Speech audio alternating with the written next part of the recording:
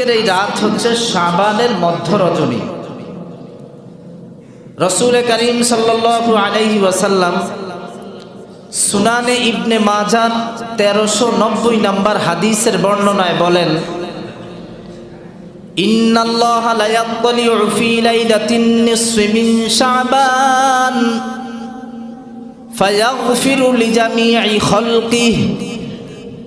আপনাদের মনোযোগ আছে তো? আল্লাহর নবী বলেন, ইন্নাল্লাহা লা ইয়াত্তালিউ ফি লাইলাতিন নিসফি মিন শাবান, শাবানের মধ্য রজনীতে আল্লাহ তাআলা আত্মপ্রকাশ করেন। আত্মপ্রকাশ করে ফায়াগফিরু লিজামিই খালকিহি, দুনিয়াতে আল্লাহর যত মাখলুক আছে যারা গুনাহ করতে পারে এমন সমস্ত মাখলুককে আল্লাহ তাআলা মাফ করে দেন। ইল্লা লিমুশরিকিন আও মুশাহিন, তবে দুই শ্রেণীর মানুষকে আল্লাহ মাফ করেন না। কয় শ্রেণীর মানুষ? দুই শ্রেণীর মানুষকে আল্লাহ তাআলা ক্ষমা করেন না। ইল্লা লিমুশরিক, এক নাম্বার হলো যারা আল্লাহর সাথে অংশীদারিত্ব স্থাপন করে, এদেরকে আল্লাহ মাফ করে না। আও মুশাহিন, আরেক শ্রেণীর মানুষ হলো যারা হিংসুক, আরেকজনের ভালো দেখতে পারে না। আছে নাই? আমাদের দেশে আসেনি? আরেকজনের ভালো দেখলে মনে হয় যেন একেবারে বাজারের সবচেয়ে দামি মচ্ছগুড়িটা ওনার গায়ে লাগায় দিচ্ছে, এমন জ্বলা আরম্ভ হয়ে যায়। কথা বলেন ঠিক কিনা? নবীজি বলেন আল্লাহ তাআলা এই রাতে এই দুই শ্রেণীর মানুষকে ক্ষমা করবে না। একদল হলো যারা আল্লাহর সঙ্গে শিরক করে, আরেক দল হলো যারা অন্যের ভালো দেখতে পারে না, দেখলে নিজে জ্বলে যায়। এখন ক্ষমা কখন আসবে? যখন মানুষ গুনাহ করে। গুনাহ তো আমরাই করি, কি বলেন? গুনাহ কি জিনিস আগে তো এটা জানতে হবে। আমরা গ্রামের মানুষ, সরল সোজা মানুষ, সরল বাংলায় গুনাহের সংজ্ঞা সবাই মুখস্থ করব যে যেই কাজ করলে আল্লাহ এবং তার রসুল অসন্তুষ্ট হন, যে কাজ করলে আল্লাহ তাআলা এবং তার রসুল সাল্লাল্লাহু আলাইহি ওয়াসাল্লাম কি হন? অসন্তুষ্ট হন। এমন কাজ করাই কি? বলেন, এমন কাজ করাই কি? গুনাহ। আর কোন মানুষ যদি গুনাহ করে, গুনাহ করার পর কি হয়? আমি খুতবায় যে অংশ পাঠ করেছি, মুসনাদে আহমদের 22,075 নম্বর হাদিসের বর্ণনা। আল্লাহর নবী সাহাবী হযরত মুআজ ইবনে জাবাল রাদিয়াল্লাহু আনহু বলেন, আমার প্রিয় হাবিব, আমার প্রিয় বন্ধু আমাকে 10টা উপদেশ দিয়েছেন। কয়টা? আওসানি রাসূলুল্লাহ সাল্লাল্লাহু আলাইহি ওয়াসাল্লাম বিআশরি কালিমাত। হযরত মুআজ বলেন আল্লাহর নবী আমাকে 10টা উপদেশ দিয়েছেন। এক নাম্বার, লা তুশরিক বিল্লাহি শাইআ, হে মুআজ কখনো আল্লাহর সঙ্গে কাউকে শরীক করবা না। ওয়া ইন কুতিলতা ওয়া হুররিকতা, এই শরীক করানোর জন্য যদি তোমাকে হত্যা করা হয়, যদি তোমাকে আগুনেও জ্বালিয়ে দেওয়া হয়, তারপরেও তুমি আল্লাহর সঙ্গে কাউকে শরীক করবা না। অর্থাৎ যদি তোমাকে বলা হয় যদি আল্লাহর সঙ্গে অন্য কাউকে শরীক না করো, তাহলে তোমাকে এই মুহূর্তে শুলিতে চড়ানো হবে, শুলিতে চড়িয়ে তোমাকে প্রকাশ্যে ফাঁসি দেওয়া হবে। নবীজি বলেন, হে মুআজ এই মুহূর্তেও তুমি আল্লাহর সঙ্গে এমন গাদ্দারি করিও না, কারণ শিরক এটা এমন মারাত্মক গুনাহ, দুনিয়ার সব গুনাহ আমার আল্লাহ ক্ষমা করে দিবে, শিরকের গুনাহ কখনো ক্ষমা করবে না। ওয়া ইন কুতিলতা আও হুররিকতা, অথবা যদি বলা হয় যে তুমি যদি আল্লাহর সঙ্গে শিরক না করো তাহলে তোমাকে আগুনে জ্বালিয়ে দেওয়া হবে। আপনারা হযরত খাব্বাবের ঘটনা জানেন, হযরত খুবাইবের ঘটনা জানেন। বাদশা বলছে যদি মুহাম্মদের ধর্ম ত্যাগ না করো, আমাদের মূর্তিগুলোকে যদি আল্লাহ না মানো, তাহলে এই যে উত্তপ্ত তেল গরম করা হয়েছে, আর সাহাবীকে বলছে যদি মুহাম্মদের দ্বীন না ছাড়ো, এই উত্তপ্ত তেলের মধ্যে তোমাকে নিক্ষেপ করা হবে। আল্লাহর নবীর সাহাবী ঈমান দীপ্ত তেজস্বী ঈমান নিয়ে জবাব দেয়, এরে গাদ্দার, আমার নবী বলে গেছে, যদি এই উত্তপ্ত তেলের মধ্যেও যদি নিক্ষেপ হওয়া লাগে, প্রয়োজনে এরকম একটা না 100টা জীবন দিব, তারপরেও কখনো আমার আল্লাহর বিরুদ্ধে আমি যাব না। এজন্য 1 নাম্বার গুনাহ নবীজি বলছেন, মুআজ কখনো এই গুনাহ করবা না। লা তুশরিক বিল্লাহি শাইআ, আল্লাহর সঙ্গে শিরক করবা না। কেননা আল্লাহর সঙ্গে শিরক করা এটা হলো আল্লাহর উপরে জুলুম করার শামিল। সূরাতুল লুকমানের 13 নম্বর আয়াত। সূরাতুল লুকমান, কে ছিলেন এই লুকমান? হযরত লুকমান হাকিম, তিনি কোনো নবী ছিলেন না, তিনি কোনো পয়গম্বর ছিলেন না, আমাদের মতো একজন সাধারণ মানুষ ছিলেন। তার ছেলেকে তিনি ডেকে বলেন, ইয়া বুনাইয়া লা তুশরিক বিল্লাহ, হে প্রিয় বৎস, কখনো আল্লাহর সঙ্গে শিরক করিও না। তার এই উপদেশগুলো আমার আল্লাহর এত পছন্দ হয়েছে, তার নামে আল্লাহ তাআলা পবিত্র কোরআনে একটা সূরা অবতীর্ণ করে দিয়েছেন। হযরত লোকমান হাকিম কেমন ছিলেন চিন্তা করেন। আল্লাহ তাআলা কোয়ালিটি চায় না, কোয়ান্টিটি চায়। কার জুব্বা কত বড়, কে দেখতে কত সুন্দর, কারে হাজী সাহেবের মতো দেখা যায়, এগুলো আল্লাহ দেখে না।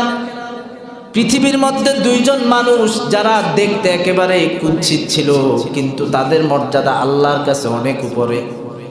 একজন ছিলেন হযরত বেলাল হাবশী রাদিয়াল্লাহু আনহু।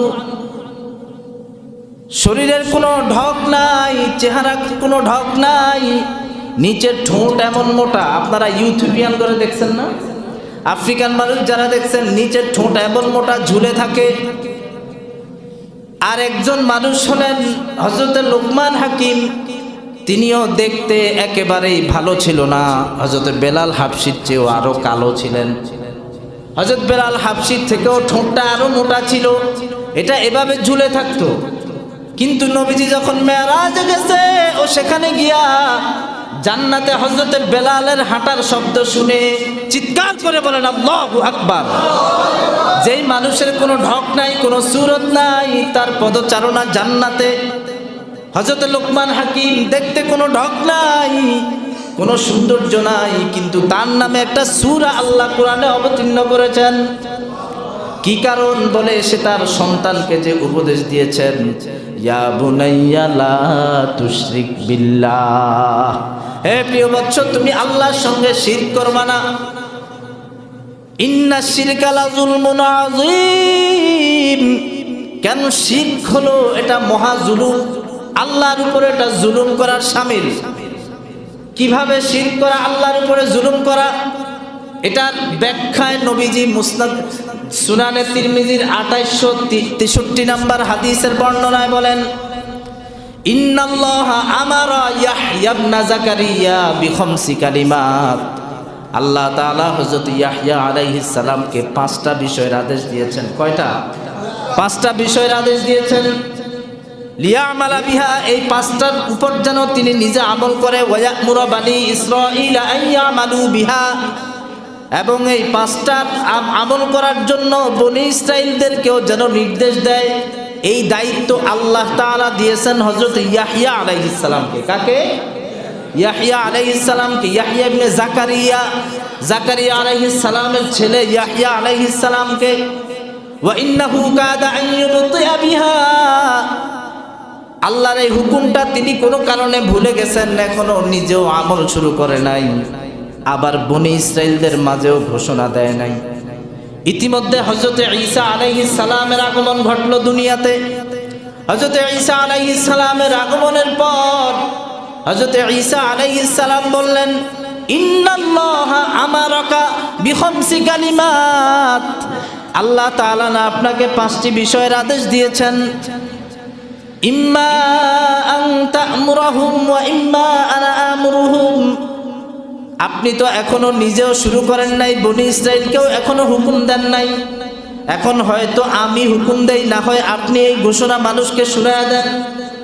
কোন ঘোষণা? ওই 5টা আমলের কথা। তখন হযরত ইয়াহইয়া আলাইহিস সালাম বলেন, ঈসা, আমার ভয় হয়, ইন্নী আখশা আন ইয়াখসাফা বি আও উআযাবা, আমার ভয় হয় আল্লাহ যেহেতু এই দায়িত্ব আমাকে দিয়েছেন, এই দায়িত্বটা আমি পালন না করে যদি তুমি পালন করো তাহলে আল্লাহ আমার উপরে ভূমিধসের আযাব দিবে অথবা আসমান থেকে অন্য কোনো আযাব দিবে। সুতরাং ঘোষণাটা আমি দিব, তুমি মানুষকে একত্রিত করো। হযরত ঈসা আলাইহিস সালাম ঘোষণা দিলেন, তোমরা সবাই মসজিদে আকসায় আসো। ফাজামাআন নাসা ফি বাইতুল মাকদিস। হযরত ঈসা আলাইহিস সালামের ঘোষণা শুনে সবাই মসজিদে আকসায় একত্রিত হলো। আল্লাহু আকবার পড়েন। এজন্য মসজিদে আকসার সঙ্গে আমাদের সম্পর্ক আজকের সম্পর্ক না, কথা বলেন। মসজিদে আকসায় নির্যাতন হলে আমরা কেন চিল্লাই?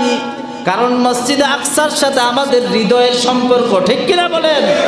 মসজিদে আকসার সাথে আমাদের রক্তের সম্পর্ক, মসজিদে আকসার সাথে আমাদের ঈমানের সম্পর্ক, মসজিদে আকসার সঙ্গে লক্ষ লক্ষ নবীদের ঘাম ঝরা মেহনতের সম্পর্ক। এজন্য মসজিদে আকসায় যখন নির্যাতন হয় আমরা প্রতিবাদ করি। হযরত ইয়াহইয়া আলাইহিস সালাম যখন হযরত ঈসা আলাইহিস সালাম যখন ঘোষণা দিলেন, সমস্ত মানুষগুলো ফাজামাআন নাসা ফি বাইতুল মাকদিস, সমস্ত মানুষগুলো মসজিদে আকসায় প্রবেশ করলো, একত্রিত হলো। ফামতালা আল মসজিদ, পুরা মসজিদ মানুষে লোকে লোকারণ্য হয়ে গেল। ওয়াকাদু আলা শুরাফ, এই পরিমাণ মানুষ সেদিন এসেছিল মসজিদের ভিতরে জায়গা হয় না। ওয়াকাদু আলা শুরাফি, পরবর্তীতে কেউ কেউ মসজিদের বারান্দা এবং বেলকুনিতেও বসেছে। এবার হযরত ইয়াহইয়া আলাইহিস সালাম ঘোষণা দিচ্ছেন, ইন্নাল্লাহ আমারনি বিখামসি কালিমাত। হে বনি ইসরাইলের লোকেরা শুনে নাও, আল্লাহ তাআলা আমাকে 5টি কাজের আদেশ দিয়েছেন এবং আমাকে এটাও বলেছেন আমি যেন তোমাদেরকে এই 5 কাজের আদেশ দেই। আউয়ালুহুন্না, 5টার 1 নাম্বার আউয়ালুহুন্না, আল্লাহ আমাকে হুকুম করেছেন, তোমাদেরকেও হুকুম করেছেন, লা তুশরিক বিল্লাহি শাইআ, আল্লাহর সঙ্গে কাউকে শরীক করিও না।